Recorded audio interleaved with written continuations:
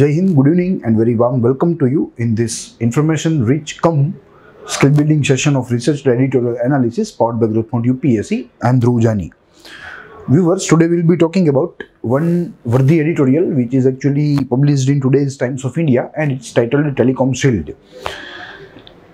From referring the title, we can understand that the particular article is actually related to science and technology,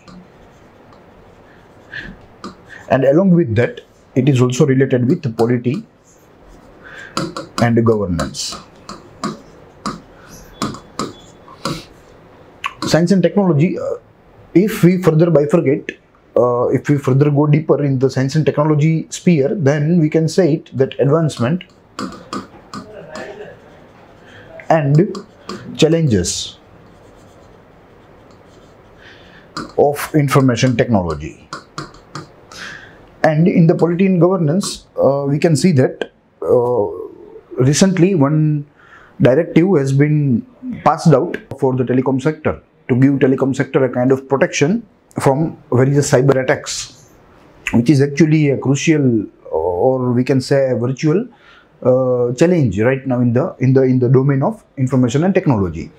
तो देखेंगे पूरा लेख साधारण है, सामान्य सी बात की गई है, मगर इस लेख में से जो हमें तथ्य जानने को मिलते हैं, प्लस जो यह नया एक डायरेक्टिव केंद्र सरकार के द्वारा, केंद्र सरकार की जो कैबिनेट सरकार की जो कमिटी है सिक्योरिटी के ऊपर, यानी कि कैबिनेट कमिटी ऑन सिक्योरिटी, उसके द्वारा यह डायरेक्टिव जो है वो पसार किया गया है और टेलीकॉम सेक्टर को एक प्रकार का संरक्षण प्रदान करने का प्रयास किया गया है राष्ट्रीय सुरक्षा के नाम पर, on the name of national security. तो उसको देखेंगे, plus what are cyber attacks, उसके बारे में भी थोड़ा ब्रीफली जानने का प्रयास करेंगे। और साथ ही में हमारे पास एक इंफोग्राफ है जिसके तहत हम लोग आज के इंटरनेट की साइज जो है उसको देखने का प्रयास करेंगे कि कितना बड़ा आज का जो इंटरनेट है या उसका व्याप है। तो शुरू करेंगे। सबसे प्रथम लेख की तस्वीर देखते चलेंगे और लेख हम लोग पूरा का पूरा सिर्फ दो ही चरणों में संपन्न करेंगे। एक चरण होगा निष्कर्ष का, जिसमें हम लोग निष्कर्ष के साथ साथ जो समरी है, जो हाईलाइट है, या आप कह लीजिए महत्वपूर्ण बातें हैं इस पूरे लेख की, उसको भी उसमें समाहित कर लेंगे। और उसके बाद जो संशोधित तत्व है जिसके बारे में हमें थोड़ा जानना जरूरी है उसकी बात करेंगे। संशोधित तत्वों के बैनर के नीचे हम लोग व्हाट आर साइबर अटैक्स, उसके बारे में ब्रीफली देखेंगे। और उसके साथ साथ जो डायरेक्टिव नया जो है पारित हुआ है या लागू करने की जो बात हो रही है, वह डायरेक्टिव को देखेंगे, वह डायरेक्टिव क्या कहना चाहता है उसके बारे में भी चर्चा करेंगे। So this is unnamed article as you can see in the screen. और इस पूरे आर्टिकल में जो भावी जो चुनौतियां हैं साइबर अटैक के बारे में, उसको लेकर यहां एकदम इंटेंसिव चर्चा की गई है। शुरू करेंगे अपना लेख निष्कर्ष से। देखिए, टेलीकॉम सेक्टर भारत की नस समान है। Yes, it's actually a no. उसे सुरक्षित रखने के लिए कानून होना हितावह है, और इसे सुरक्षित रखने के लिए यह पूरे टेलीकॉम सेक्टर को वह एक हितावह है, क्योंकि आज के समय यह टेलीकॉम सेक्टर का जो एडवेंट है, इसका जो मानव जीवन के ऊपर प्रभाव है, वो निरंतर दिन प्रतिदिन बढ़ता जा रहा है। पहले हम लोग सिर्फ कम्युनिकेशन के लिए यूज़ करते थे, मगर आज के दिन में हम लोग अपनी खरीदी के लिए यूज़ करते हैं, हम लोग अपनी पढ़ाई के लिए यूज़ करते हैं, हम लोग स्वास्थ्य संबंधी सेवाओं के लिए इसका जो है उपयोग करते हैं, और अन्य सारी छोटी मोटी कई सारी चीज़ों के जो है चीज़ों को लेकर हम लोग यह टेलीकॉम सर्विस का उपयोग करते हैं। और इस उपयोग में ज़्यादा इजाफा होने वाला है। जैसे ही इसमें 5G टेक्नोलॉजी जो है वो शुरू होगी, तो यह जो हमारी जो निर्भरता है इस इंफॉर्मेशन टेक्नोलॉजी के ऊपर, उसमें 100% इजाफा होगा। तो ऐसे माहौल में, ऐसे समय संजोग में केंद्र सरकार को लगता है कि यह जो टेलीकॉम सेक्टर है वो सुरक्षित होना चाहिए, और उसके लिए हमारी सरकार ने एक राष्ट्रीय सुरक्षा का जो है एक मुद्दा उठाया, और उस मुद्दे के तले यह टेलीकॉम सेक्टर को एक निर्देश जो है या निर्देश जो है वह भेज दिए है। हाल ही में भारत सरकार के द्वारा राष्ट्रीय सुरक्षा को लेकर टेलीकॉम सेक्टर के लिए निर्देश जारी किए हैं, directive, which means what to be done, what should not be done, जिसका लेखक ने स्वागत करते हुए इसको सकारात्मक बताया है। Yes, writer termed it as an imperative, as a positive, and he welcomed it too. देखते हैं आगे संशोधित जो मुद्दे हैं। देखिए, संशोधित मुद्दों का जिक्र जो है वो हम लोग हमारे इस पूरे सेशन में करते जाएंगे, और कुछ जैसे मैंने आपको बताया कि कुछ खास इसमें जानने जैसी बाबत नहीं है।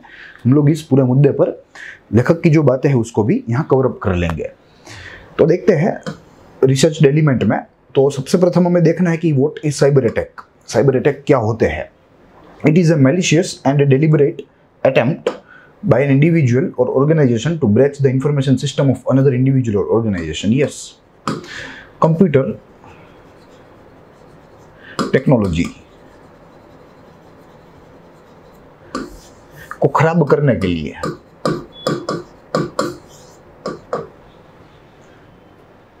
जो कंप्यूटर जनरेटेड जो वायरस होते हैं वे उत्पन्न किए जाते हैं, और ये इतने सक्षम होते हैं कि किसी भी सिस्टम को, किसी भी तंत्र को जो है ये एकदम आप कह लीजिए उसको दुर्बल बना देते हैं, उसको अशक्त बना देते हैं। और समय के अलग अलग बिंदु पर इस हथियार का उपयोग जो है वो कई देशों के द्वारा होता है अपने दुश्मन देशों को जो है परेशान करने के लिए।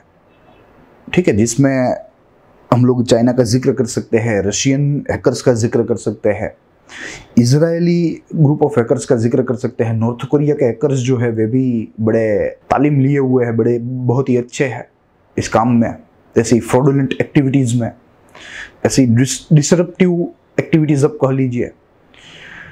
ठीक है, तो जैसे जैसे मानव का इंटरेक्शन यह डिजिटल इंफॉर्मेशन के साथ या इंफॉर्मेशन टेक्नोलॉजी के साथ होता जाएगा, उतना ही यह साइबर अटैक का जो खतरा है वो दिन प्रतिदिन बड़ा होता जाएगा, क्योंकि ज़्यादा से ज़्यादा लोगों के हित उसमें शामिल होते जाएंगे। एवरी डे कुछ लोगों के हित इसमें शामिल हो रहे हैं आज के दिन। जैसे हम लोग इंटरनेट टेक्नोलॉजी का व्याप देख रहे हैं, इसका जो है फैलाव देख रहे हैं, या इसकी जो है फैलने की गति देख रहे हैं।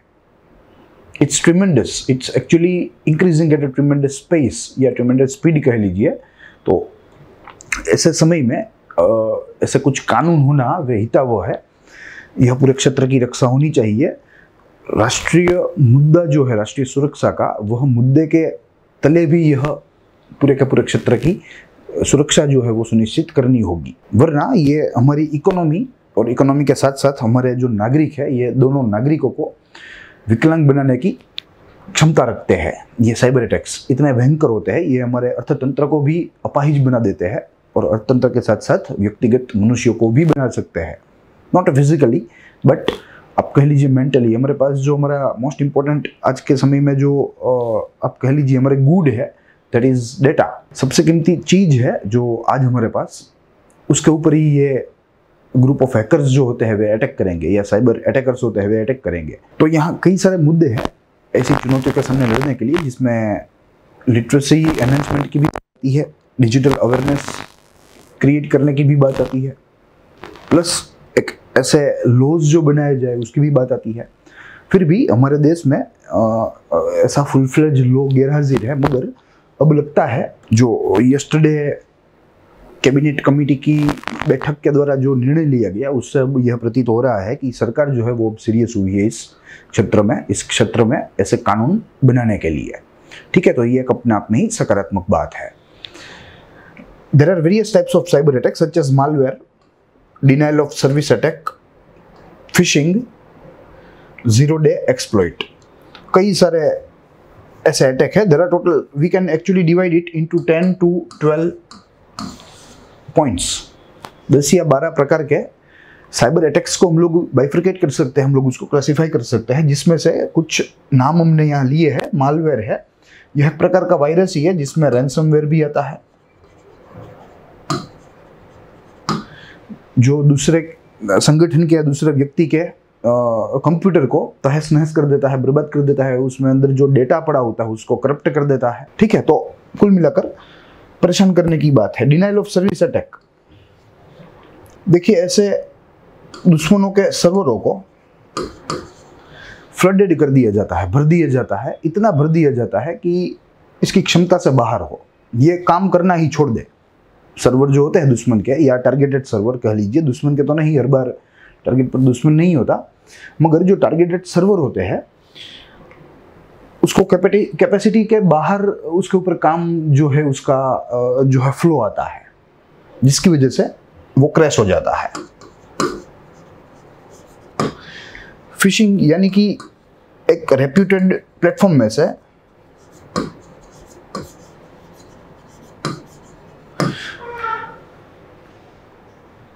कोई चीज जो है वो आपको भेजी जाती है या किसी टारगेट को भेजी जाती है, और वो टारगेट उस चीज के ऊपर, उस लिंक के ऊपर क्लिक करे तो वो जो वायरस है वो वायरस कंप्यूटर में घुस जाता है, जिस कंप्यूटर से क्लिक हुआ है, और उस कंप्यूटर का जो डेटा है वो डेटा या तो करप्ट भी कर सकता है या उस डेटा को लीक भी कर सकता है, उस डेटा को जो सोर्स है इस वायरस का वहाँ तक पहुँचा भी सकता है। यानी कि they can breach privacy, they can violet privacy. ठीक है, और यह जो रेप्यूटेड प्लेटफॉर्म्स होते हैं वे आमतौर पर ईमेल ही होते हैं। ईमेल की मदद से ये जो हैकर्स होते हैं वे टारगेट व्यक्ति या टारगेट संगठन के वहाँ की जो सिस्टम है उसमें घुस जाते हैं, वहाँ से ऑपरेट कर सकते हैं, वहाँ का जो डेटा है वो पूरा का पूरा देख सकते हैं और चाहे तो करप्ट भी कर सकते हैं। ठीक है, और अगला है जीरो डे एक्सप्लॉइट। ये थोड़ा भिन्न प्रकार का है, ये कोई प्लान्ड नहीं होता, हालांकि ये तीनों प्लान्ड है। मगर जो जीरो डे एक्सप्लॉइट है वो क्या होता है कि अगर किसी बड़ी संस्था का सर्वर जो है वो डाउन हो गया है और सॉल्यूशन लाने तक का जो समय है उस समय का उपयोग करके उस समय में वह पर्टिकुलर संगठन, पर्टिकुलर संस्था का ये जो सर्वर है उसको नुकसान पहुंचाते हैं। यानी कि they use the window between the problem and solution. किसी प्रॉब्लम का सॉल्यूशन करने में जितनी देर लगे उतनी ही देर में ये लोग फर्दर वो सर्वर को जो है तबाह करते हैं या उसको जो है हैक करते हैं, उसकी इंफॉर्मेशन निकालते हैं। ठीक है, तो कई तरह के साइबर अटैक्स है, और आज भारत जो है वो एक कगार पर खड़ा है आईटी रिवॉल्यूशन की। तो ऐसे समय में हमारे देश में कानूनी जो संरचना है, आप कह लीजिए statutory infrastructure to backup the information technology revolution, वो होना एक समय की मांग है और वो मैं आज नहीं तो कल करना ही पड़ेगा। तो this was all about a cyber attack. ठीक है, और इसके असर से बचने की जो संभावना है वो कई गुना बढ़ा सकते हैं हम लोग, मगर उसमें हमें रियल टाइम इंटेलिजेंस को डेवलप करना होगा। रियल टाइम इंटेलिजेंस, एक एक सेकंड की खबर जो है वो हमें रखनी होगी, तभी ये बात जो है साइबर अटैक के सामने लड़ने की बात जो है वो पॉसिबल हो पाएगी। इसमें हमें इंटरनेट ऑफ थिंग्स का सहारा लेना होगा, इसमें हमें आर्टिफिशियल इंटेलिजेंस का सहारा लेना होगा, ताकि ज़्यादा से ज़्यादा अच्छी तरीके से हम लोग एक्यूरेटली हम लोग ऐसे साइबर अटैक्स को जो है सक्सेसफुली आइडेंटिफाई कर सके और सक्सेसफुली इसको फॉइल कर सके। देखिए, यहाँ एक हमारे पास माइंड मैप है।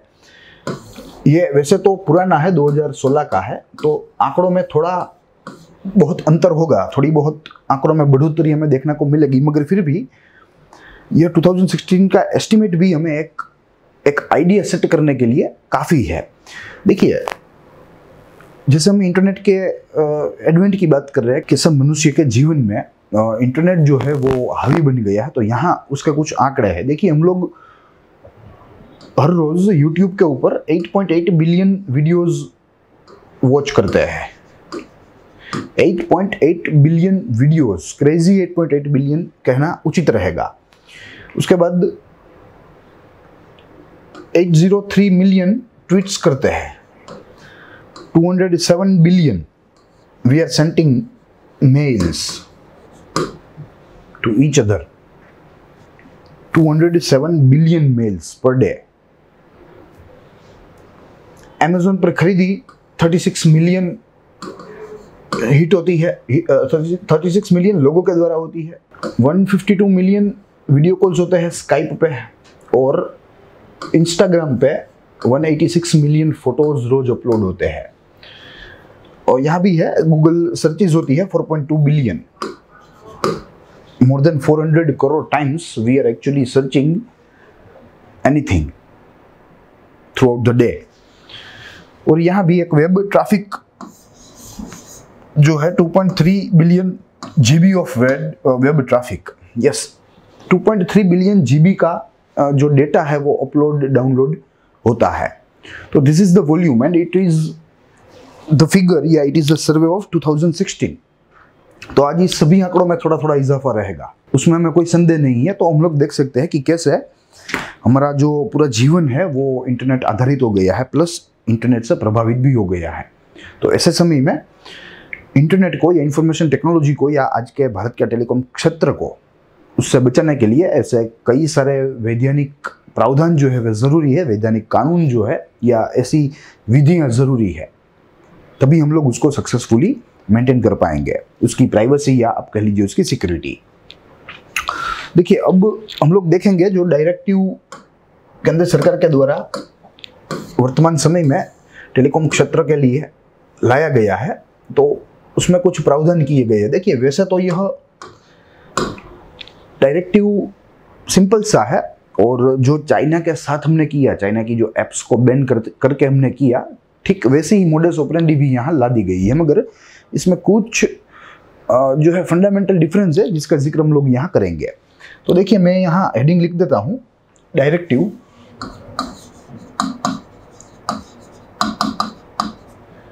To telecom sector. अब इसमें दो मुद्दे हैं। देखिए इस डायरेक्टिव के तहत पहला तो क्या बनेगा, पहला तो गवर्नमेंट ऐसा एक लिस्ट तैयार करेगी, गवर्नमेंट विल मेक लिस्ट। किसका लिस्ट तैयार करेगी? ऐसे सोर्सेस का लिस्ट तैयार करेगी जो ट्रस्टेड हो, ट्रस्टेड सोर्सेस, जिसके पास से जो टेलीकॉम सर्विस प्रोवाइडर्स है उन लोगों को अपने इक्विपमेंट्स लेने हैं, उन लोगों को अपनी चीज वस्तुएं लेनी है। यानी कि इक्विपमेंट्स में हम लोग राउटर, मोबाइल फोन या कोई भी ऐसी एसेसरीज का समावेशन कर सकते हैं, मदरबोर्ड कह लीजिए या चिप कह लीजिए, कुछ भी। ठीक है, तो हमें ट्रस्टेड सोर्स से ही लेना है हमारे टेलीकॉम सर्विस प्रोवाइडर को, यानी कि वोडाफोन हो या आप कह लीजिए एयरटेल हो। अगर एयरटेल और वोडाफोन को अपना जो नेटवर्क है वो एस्टेब्लिश करने के लिए अगर कुछ चीज़ों की ज़रूरत पड़ी, जो हमने देखा है वो मोबाइल नेटवर्किंग जो टावर्स होते हैं उसके ऊपर ये जो बीम्स लगे होते हैं, अगर वो बीम्स लेने हैं तो वह ट्रस्टेड सोर्सेज से ही लेने होंगे, जिसका लिस्ट अब गवर्नमेंट घोषित कर देगी कुछ ही समय में। ठीक है, उसके अलावा ये नहीं ले सकते हैं। ये एक बहुत ही बड़ा कदम है और हमारी सिक्योरिटी के तरफ यह एक प्रकार का बूस्ट हम लोग कह सकते हैं। ठीक है, government will make a list of a trusted source from which telecom service providers will have to buy equipments.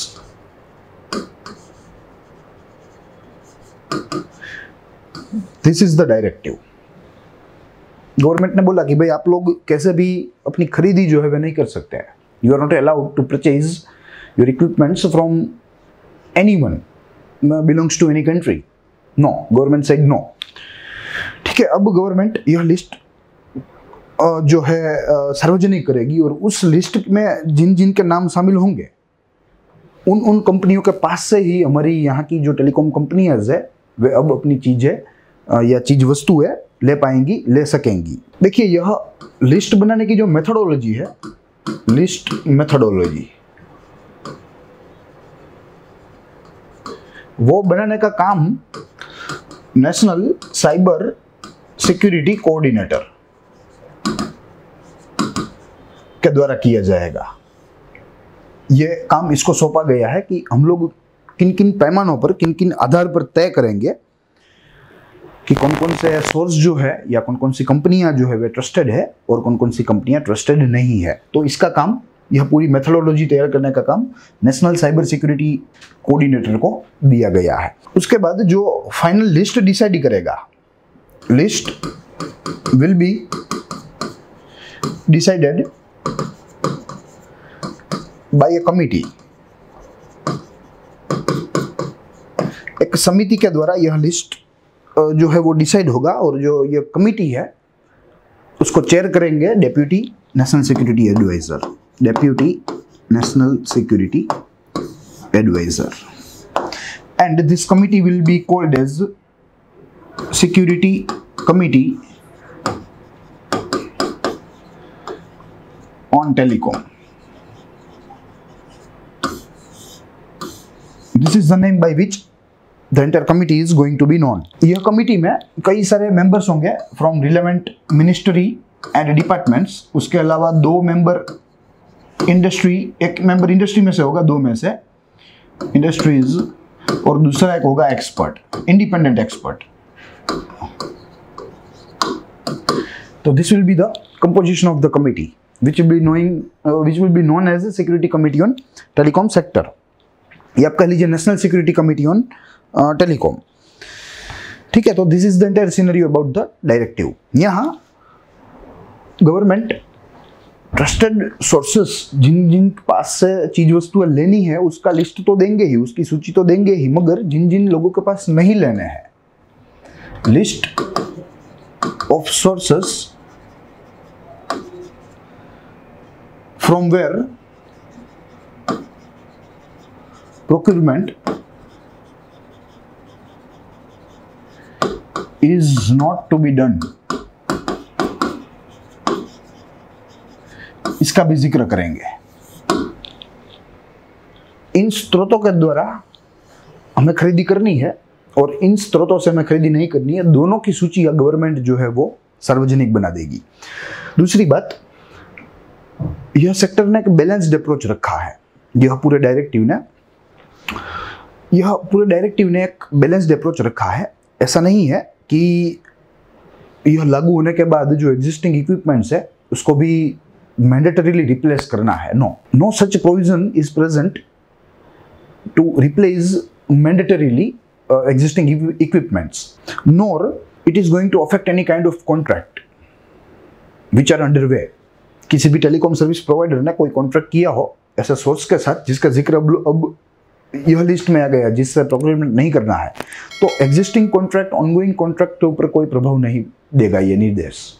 ये गवर्नमेंट ने सुस्पष्ट किया है, मगर आगे चल के हमें यह ट्रस्टेड सोर्स का लिस्ट जो है वही यूज करना है और उसको ही यूज करके उसमें जो सूचित है सोर्स, उससे ही हमें हमारी खरीदी करनी है। ठीक है, तो this was all directive which was actually initiated by central government, a committee of central government on security। और आज का समय अगर हम देखें तो ये एक बहुत ही जो है अच्छी बात है, क्योंकि जैसे हमने हमारी शुरुआत में जिक्र किया कि हमारा जो जीवन है वो आज टेलीकॉम या इंफॉर्मेशन टेक्नोलॉजी से बहुत ज़्यादा प्रभावित है, उसके ऊपर बहुत ज़्यादा निर्भर है। We are dependent too much on information technology.